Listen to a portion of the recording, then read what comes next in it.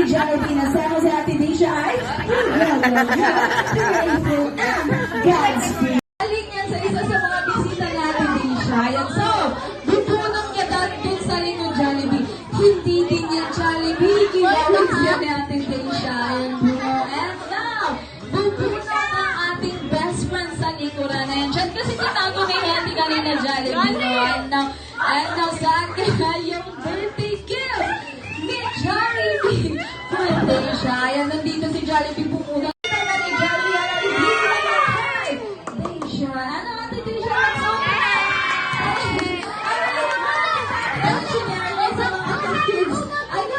Let's open it. Ayan, let's open it. Let's see what's inside. Open muna natin, Ate Disha. You open your gift.